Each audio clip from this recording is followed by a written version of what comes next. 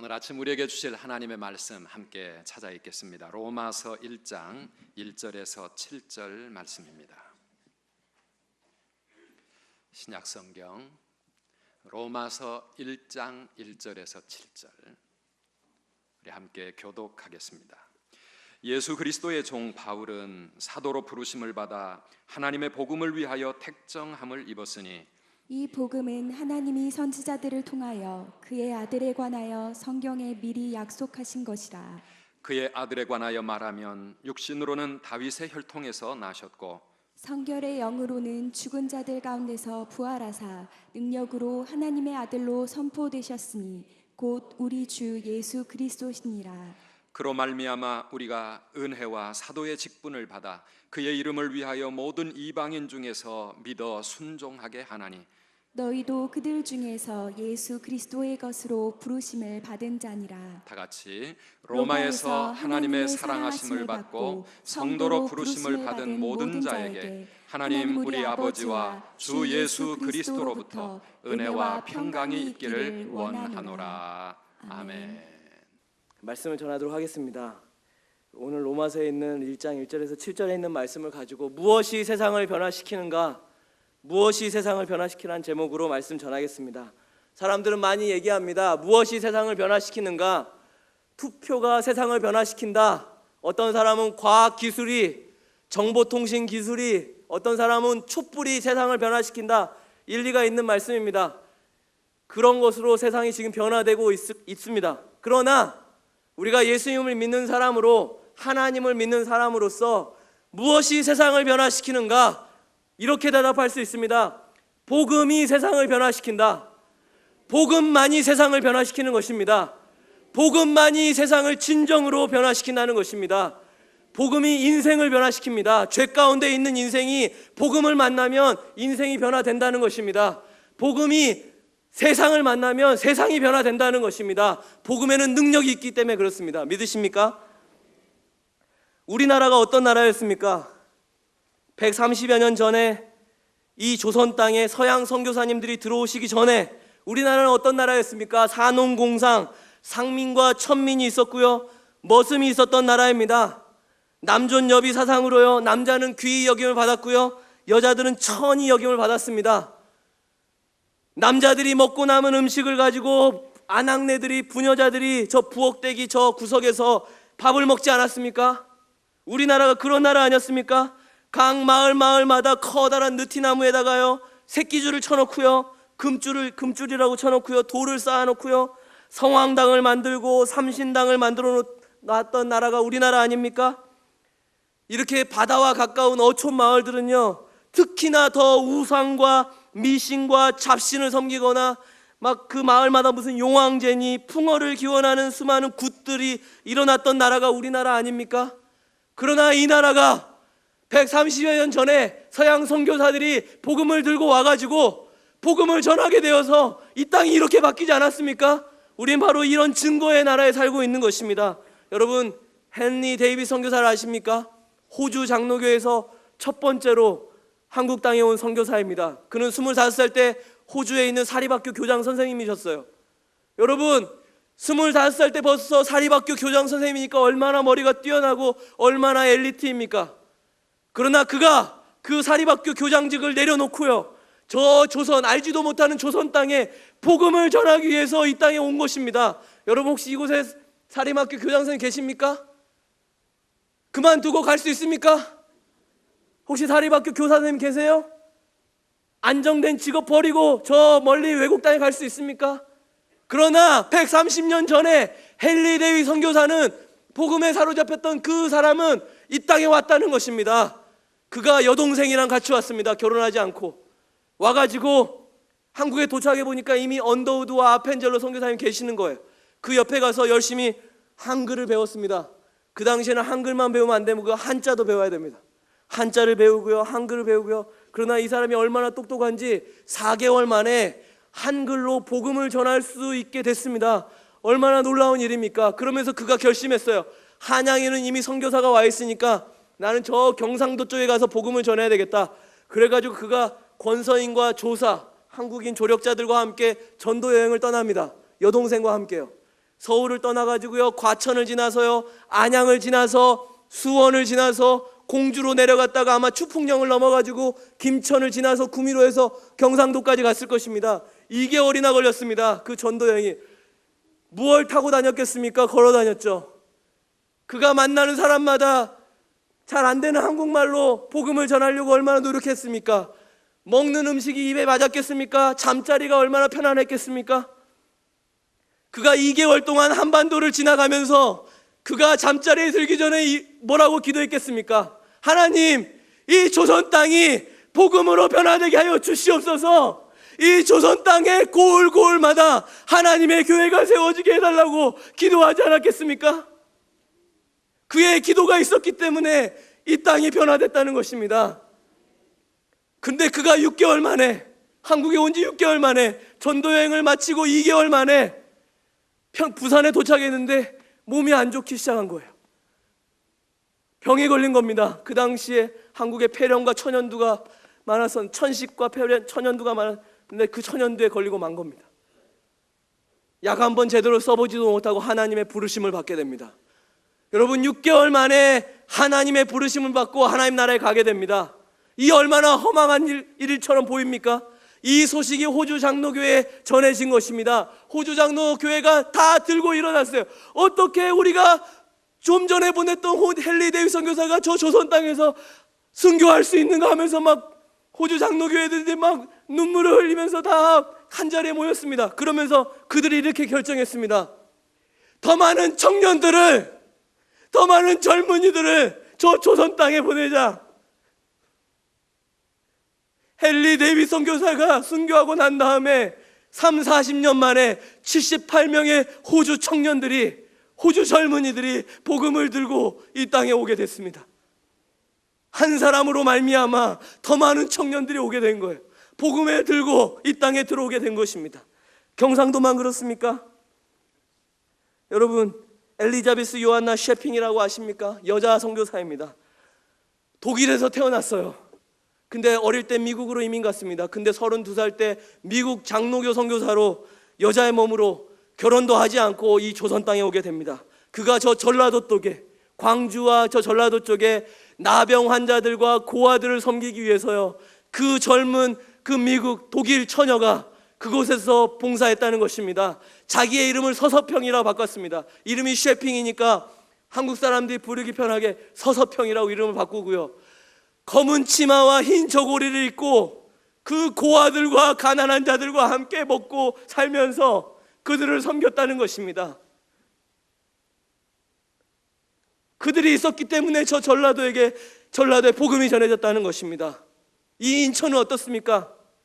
루비 캔드릭을 아십니까? 미국 텍사스 출신입니다. 미국 텍사스에 25살 된 여자 청년인데 하나님을 복음의 그 기쁨을 깨닫고 난 다음에 선교사로 가겠다는 마음이 생겼습니다. 그리고 조선이라는 그 나라에 대해서 알게 됐어요. 근데 이 조선이라는 얘기를 들으면 가슴이 뛰는 거예요. 25살 때 미국 텍사스에 있는 교회 파송으로 이 한국 땅에 오게 됩니다. 한국 땅에 와서 이 인천 땅에, 이 인천의 가난한 고아들을 섬기면서 그들 아픈 자들을 병간호하면서 이곳에서 사역을 했습니다. 그런데 그가 한국에 온 지 1년 만에 하나님의 부르심을 받게 됩니다. 너무나 극진하게 아이들을 돌보다 보니까 자기의 몸이 이렇게 피곤해지고 그런 걸 몰랐어요. 나중에 이 맹장에 문제가 생겼습니다. 여러분, 지금 맹장 염 걸리면 수술하면 되잖아요. 그러나 130년 전에 우리나라에서 맹장이 걸리면 죽을 수밖에 없었습니다. 제대로 수술 한번 받지 못하고 어떻게 할 수도 없는 상황에서 루비 캔드릭이 이 인천 땅에서 죽음을 당하게 됩니다. 그러면서 지금 저 양화진 묘지에 묻혀 있습니다. 양화진 묘지의 그 묘비에 뭐라고 써 있는지 아십니까?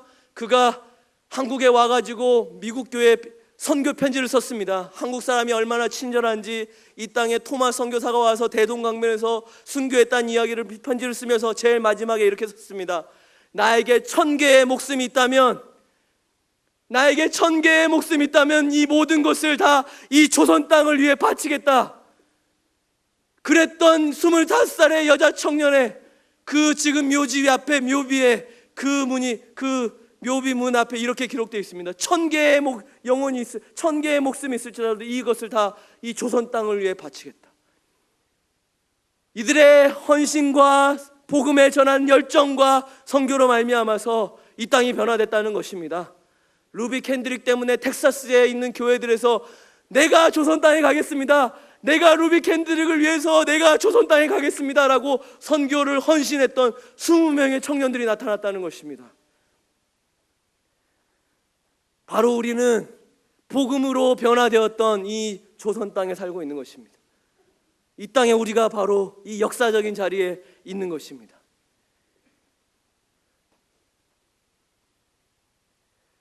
무엇이 세상을 변화시키는가? 복음만이 세상을 변화시킨다는 것입니다. 그런데 이제 우리는 이걸 기억해야 됩니다. 복음은 혼자 일하지 않는다는 것입니다. 반드시 사람을 통해서 일한다는 것입니다. 누군가 복음이 적힌 이 성경을 건네주든지 아니면 이 성경에 있는 이 말씀을 가지고 가서 말씀을 전하든지 둘 중에 하나인 것입니다.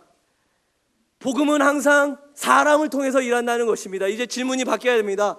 무엇이 세상을 변화시키는가? 복음이 세상을 변화시킨다는 것입니다. 이제 누가 세상을 변화시키는가? 질문이 바뀐 것입니다. 누가 세상을 변화시키는가?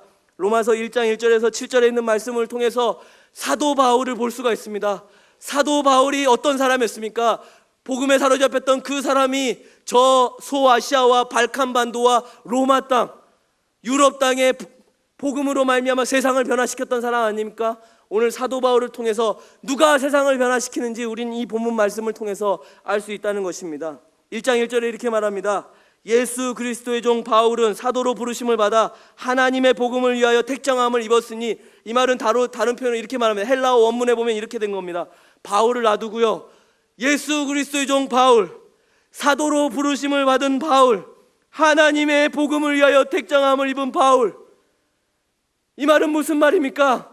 자기 자신을 예수 그리스도의 종이라고 말할 수 있는 사람, 자기 자신이 복음에 완전히 사로잡힌 사람, 이 사람이 세상을 바꿀 수 있다는 것입니다.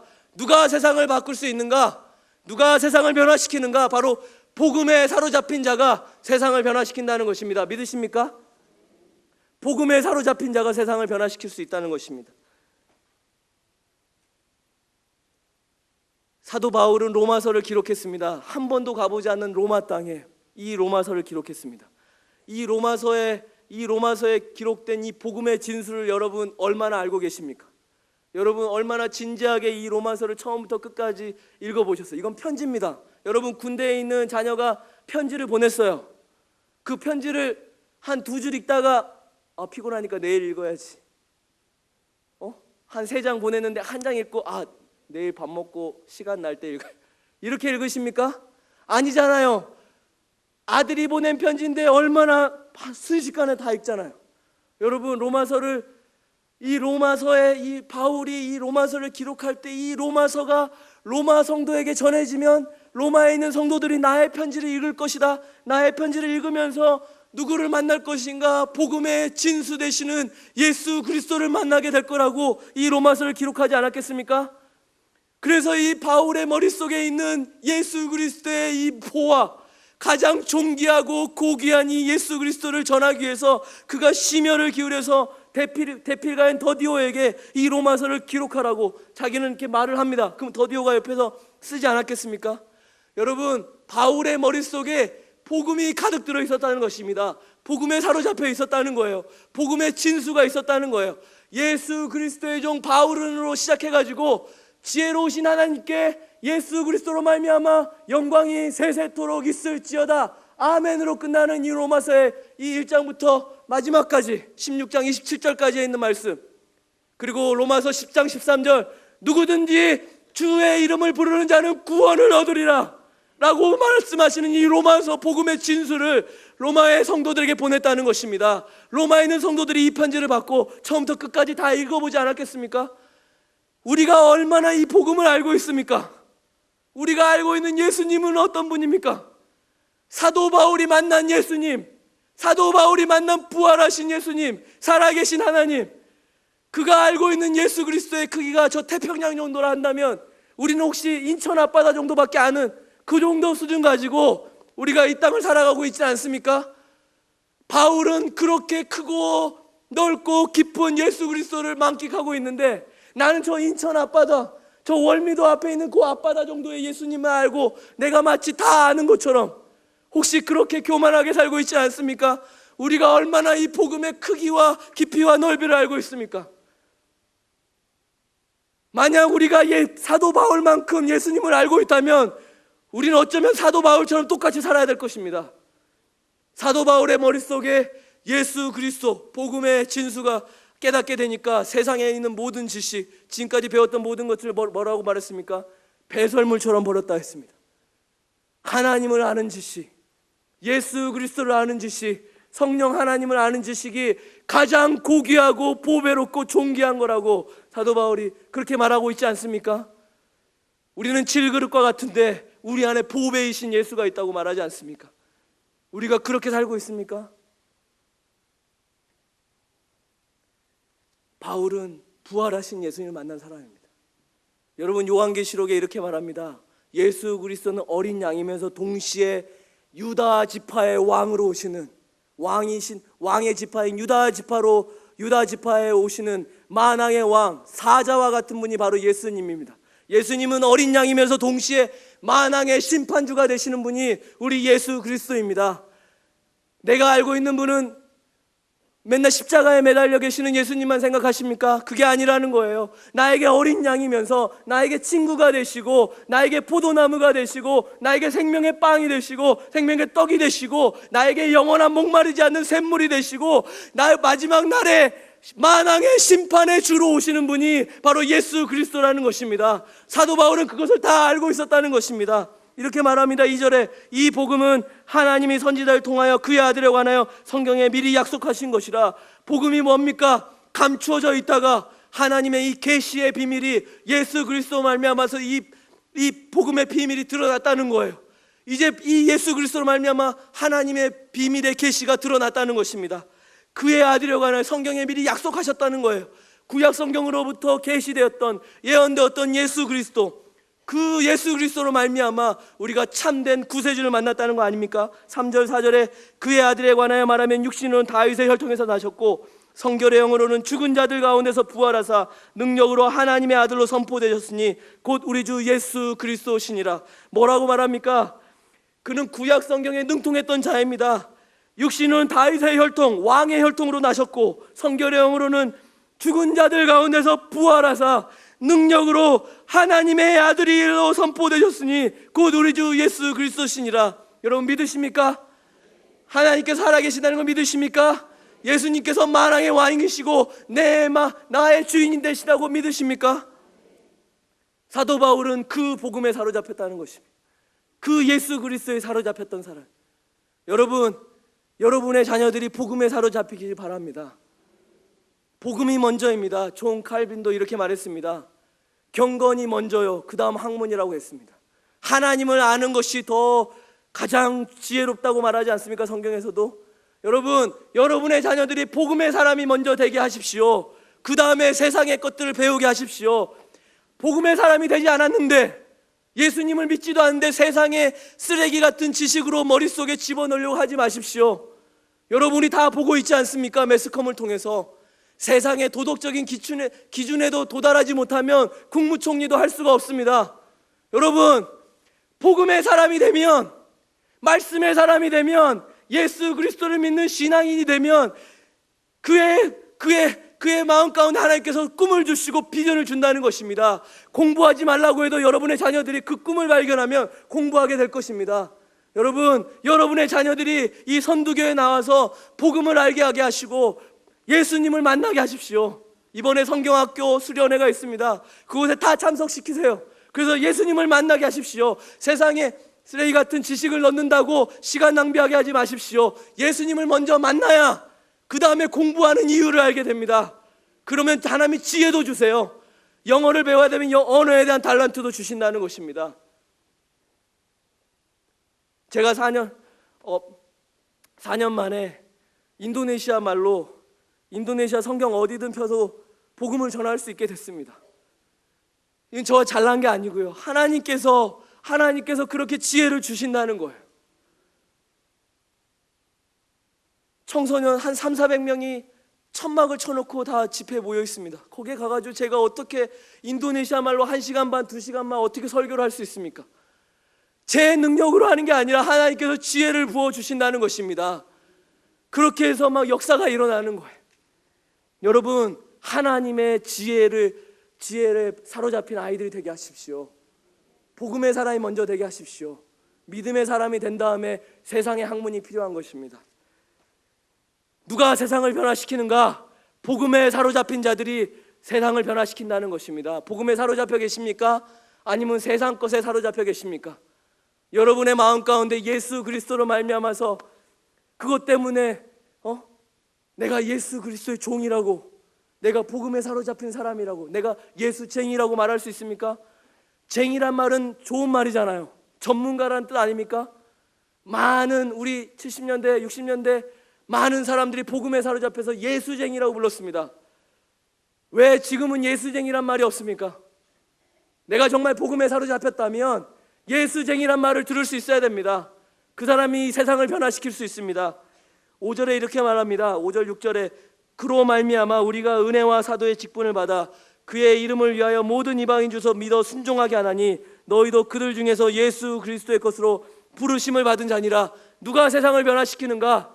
예수 그리스도의 것으로 부르심을 받은 자가 세상을 변화시키는 것입니다. 나만 예수 믿으면 됩니까? 나만 그냥 이렇게 살다가 하나님 나라 가면 됩니까? 아니잖아요. 교회가 무엇입니까? 에클레시아가 뭡니까? 부르심을 받았다는 거잖아요. 구별되었다는 거잖아요. 우리가 이 세상에서 하나님의 복음에 합당하게 살아갈 때 우리에게 영향력이 있다는 것입니다. 이제 한국교회는 말로는 전도가 안 되는 시대가 됐습니다. 예수천당 불신지옥으로는 복음을 전할 수가 없습니다. 이제 어떻게 복음을 전할 수 있습니까? 내가 예수 그리스도의 부르심을 받은 자답게 그렇게 합당하게 살아갈 때 나에게 영향력이 있다는 것입니다. 내가 거룩하게 하나님 앞에 정결하게 부끄럽지 않게 살아갈 때, 내가 좀 손해보고 살 때, 내가 좀 포기하며 살 때 하나님께서 그 사람을 통해서 복음이 흘러가게 만드셨다는 것입니다. 내가 복음의 부르심에 합당하게 살고 계십니까? 왜 한국교회가 이렇게 욕을 먹고 있습니까? 복음의 부르심에 합당하게 살지 않기 때문에 그렇지 않습니까? 우리 다 알고 있잖아요. 여주 동행, 하나님과 동행하라. 신행일치, 믿는 것과 행하는 것이 같게 하라. 고람되어 하나님 앞에서 살아가라. 우리가 정직하게, 거룩하게, 부끄럽지 않게 살아갈 때 나를 통해서 복음의 빛이 드러난다는 것입니다. 복음의 향기가 드러난다는 것입니다. 저 사람은 뭔가 달라. 저 사람은 세상 방법으로 일하지 않아. 저 사람은 나와 다른 것 같아. 저 사람은 어떻게 저렇게 살 수 있지? 이렇게 말을 들을 수 있어야죠. 그래야 세상이 변화되는 거 아닙니까?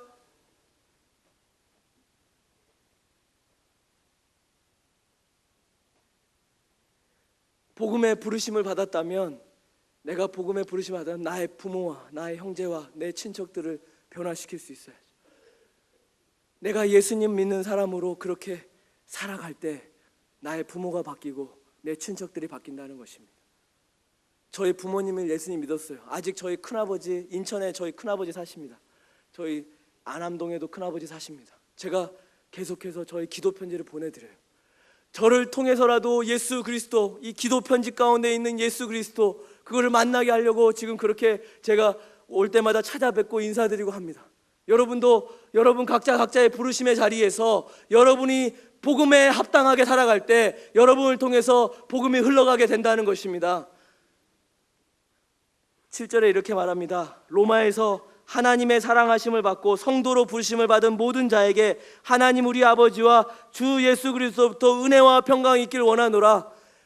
사도 바울은 가는 곳마다 이렇게 말합니다. 너희들에게 예수 그리스도의 은혜와 평강이 있길 원하노라. 너희들에게 예수 그리스도의 기쁨이 있길 원하노라. 말합니다. 가는 곳마다 이렇게 말합니다. 항상 기뻐하라. 쉬지 말고 기도하라. 범사에 감사하라. 사도 바울이 기쁘지 않는데, 사도 바울이 그 안에 은혜가 없는데, 그 안에 평강이 없는데 어떻게 이런 말을 할 수 있습니까?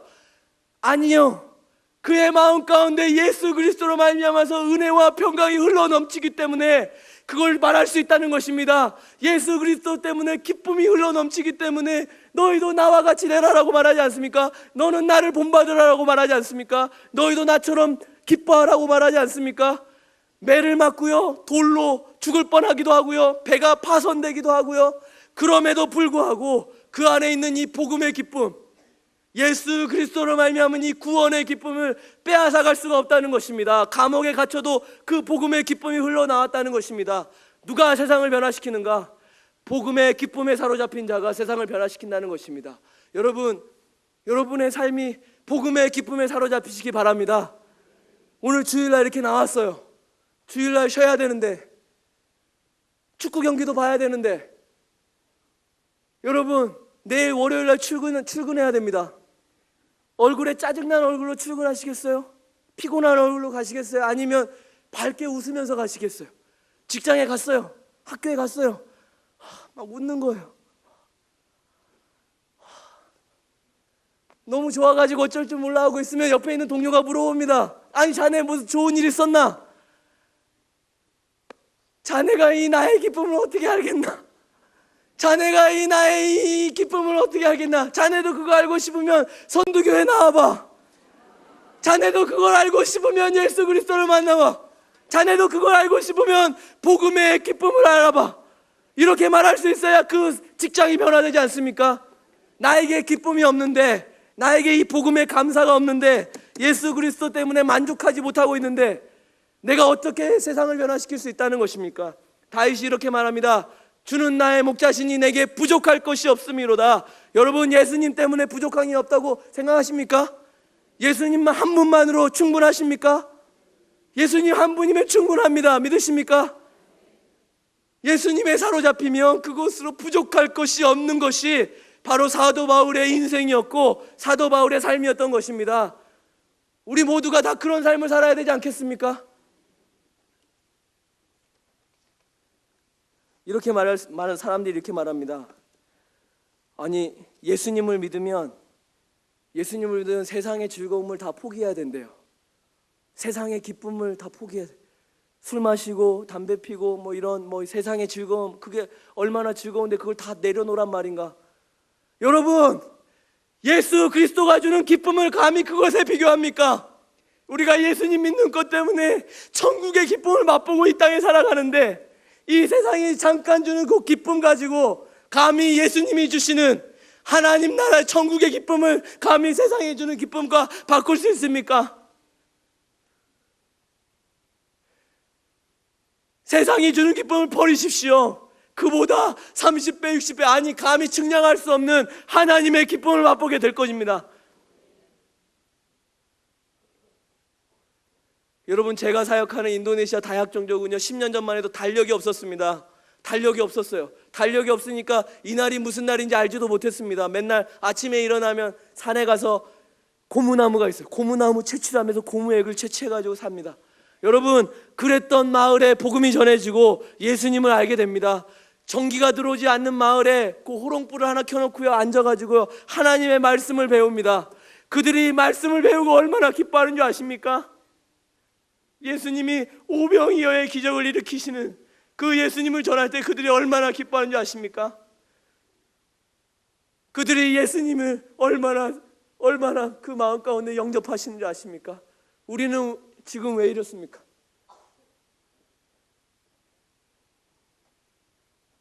제가 이렇게 말합니다. 거기에 있는 수많은 아이들한테 모아놓고 이렇게 가르칩니다. 마음을 다하고 목숨을 다하고 뜻을 다하고 힘을 다하여 주 너의 하나님을 사랑하라. 그 시골에 있는 아이들이 저를 다 따라합니다. 마음을 다하고 목숨을 다하고 뜻을 다하고 힘을 다하여 주 너의 하나님을 사랑하라. 우리가 그렇게 살고 있습니까?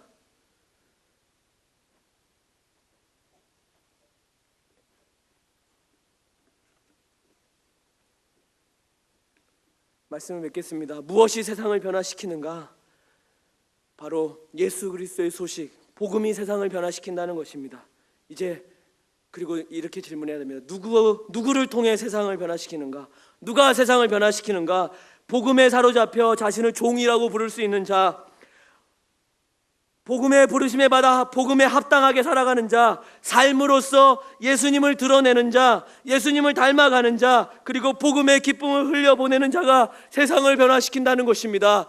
우리 선두교회 성도님들이 세상을 변화시키길 원하십니까? 이 인천과 이 경기도와 이 한반도를 변화시키길 원하십니까? 내가 먼저 복음으로 변화되어야 된다는 것입니다. 내가 복음에 사로잡혀야, 내가 복음에 합당하게 살아야, 내가 이 복음의 기쁨이 흘러넘쳐야 세상을 변화시킨다는 것입니다. 우리 선두교의 모든 성도님들이 복음에 사로잡혀서 복음의 기쁨을 나누며 복음에 합당하게 이 땅을 살아갈 때 하나님의 존귀한 자가 될 것이고, 여러분의 존귀한 삶이 세상을 변화시킬 것입니다. 여러분의 이름이 높여지실 것입니다. 여러분이 하나님의 믿는 사람으로 산다면 세상 사람들이 이렇게 말할 겁니다. 저 사람은 다르고 저 사람은 하나님의 사람이야. 저 사람은 정말 교회 다니는 사람이야. 저 사람은 정말 복음에 사로잡힌 사람이야. 저 사람은 하는 일마다 하나님께 도와주셔 라고 사람들이 다 여러분들을 말하게 될 것입니다. 그 사람이 세상을 변화시킨다는 것입니다.